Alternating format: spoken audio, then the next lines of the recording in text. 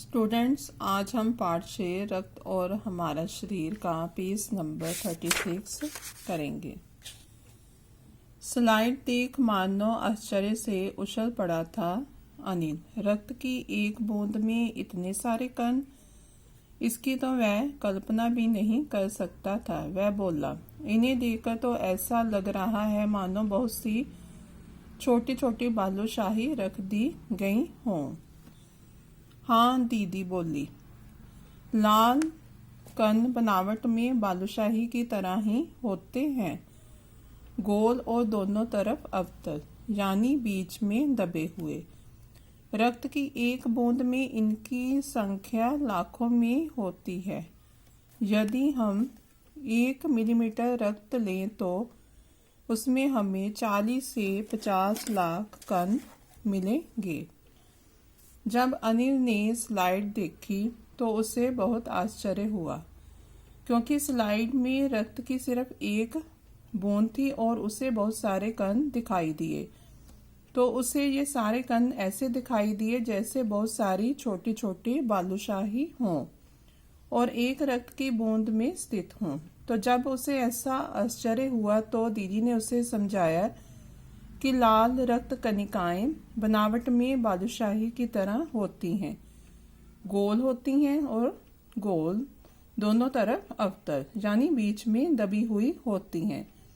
रक्त की एक बूंद में इनकी संख्या लाखों में होती है और 1 मिलीमीटर रक्त लें तो उसमें हमें 40 से 55 लाख कण मिलेंगे।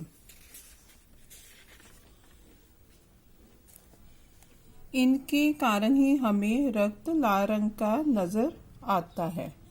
ये कण शरीर के लिए दिन रात काम करते हैं। सांस लेने पर साफ हवा से जो ऑक्सीजन तुम प्राप्त करते हो उसे शरीर के हर हिस्से में पहुंचाने का काम इन कणों का ही है। इनका जीवन काल लगभग 4 महीने होता है। 4 महीने के होते होते ये नष्ट हो जाते हैं, लेकिन एक साथ नहीं, धीरे धीरे, कुछ आज, कुछ कल, कुछ उससे अगले दिन। तब तो कुछ ही महीनों में ये खत्म हो जाते होंगे, अनिल ने कहा। ये सुनकर डॉक्टर दीदी मुस्कुरा उठी, बोली, नहीं, ऐसा नहीं होता। शरीर में हर समय नए कण बनते रहते हैं जो नष्ट कणों का स्थान ले लेते हैं। हड्डियों के बीच के भाग मज्जा में ऐसे बहुत से कारखाने होते हैं जो रक्त कणों के निर्माण कार्य में लगे रहते हैं।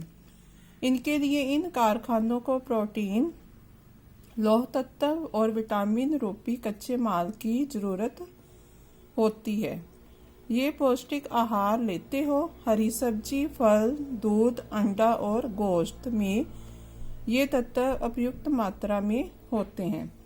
तब डॉक्टर दीदी उसे बताती है कि इनके कारण ही रक्त लाल होता है। इनका जीवन काल 4 माह का होता है। ये हर समय बनती और नष्ट होती रहती हैं। ये हड्डियों के बीच मज्जा रूपी कारखाने में बनती हैं। इनके लिए प्रोटीन, लौह तत्व, विटामिन जैसे कच्चे पदार्थ की आवश्यकता होती है। ये पदार्थ हरी सब्जी, फल, अंडा, दूध और मांस में खूब मिलते हैं। यदि कोई व्यक्ति उचित आहार ग्रहण नहीं करता तो इन कारखानों को आवश्यकता अनुसार कच्चा माल नहीं मिल पाता। नतीजा ये होता है कि रक्त कण बन नहीं पाते, रक्त में इनकी कमी हो जाती है। लाल कणों की इसी कमी को अनीमिया कहते हैं। तो क्या संतुलित आहार लेने मात्र से हम अनीमिया से बचे रह सकते हैं? अनिल ने सवाल किया। आगे डॉक्टर दीदी अनिल को बताती हैं कि अगर कोई व्यक्ति उचित आहार ग्रहण नहीं करता तो रक्त में लाल कणों की कमी हो जाती है। इन लाल रक्त कणों की कमी को ही अनीमिया कहते हैं। तब डॉक्टर दीदी ने कहा कि इसके बचाव का सबसे अच्छा तरीका है संतुलित आहार लेना। तब अनिल ने कहा कि अगर हम संतुलित आहार लें तो क्या हम अनीमिया से बचे रह सकते हैं? दीदी बोली, हाँ, ये कहना काफी हद तक सही होगा। यूं तो अनीमिया बहुत से कारणों से हो सकता है, किंतु हमारे देश में इसका सबसे बड़ा कारण पौष्टिक आहार की कमी है। इसके अलावा इस रोग का एक और बड़ा कारण है पेट में कीड़ों का हो जाना। ये कीड़े प्रायः दूषित जल और खाद्य पदार्थों द्वारा हमारे शरीर में प्रवेश करते हैं, अतः इनसे बचने के लिए ये आवश्यक है कि हम पूरी सफाई से बनाए गए खाद्य पदार्थ ही ग्रहण करें। भोजन करने से पूर्व अच्छी तरह से हाथ धो लें और साफ पानी ही पिएं। और हाँ, अनिल एक किस्म के कीड़े भी हैं जिनके अंडे जमीन की ऊपरी सतह में पाए जाते हैं।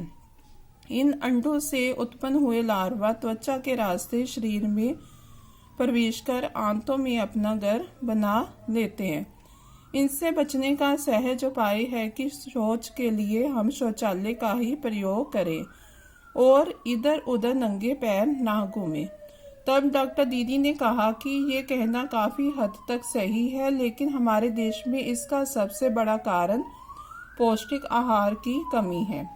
और इसके अलावा इस रोग का एक और बड़ा कारण पेट में कीड़ों का हो जाना है। ये कीड़े गंदा जल और खाद्य पदार्थों द्वारा हमारे शरीर में प्रवेश करते हैं और इसके लिए हमें अपनी साफ सफाई पर विशेष ध्यान देना चाहिए। दीदी, ये तो बहुत ही महत्वपूर्ण बात बताई आपने, अनिल बोला। वह पल भर सोच में डूबा रहा, फिर बोला, आपने बताया था कि रक्त में सफेद कण और बिंबाणु भी होते हैं, शरीर में उनका क्या काम है? अनिल ने डॉक्टर दीदी को बताया कि आपने ये बहुत ही महत्वपूर्ण बात बताई। फिर उसने डॉक्टर दीदी को बताया कि आपने बताया था कि रक्त में सफेद कण और बिंबाणु भी होते हैं और शरीर में उनका क्या काम है। ओके स्टूडेंट्स, आज हम यहाँ तक ही करेंगे। नेक्स्ट पेज हम नेक्स्ट वीडियो में करेंगे। थैंक्स।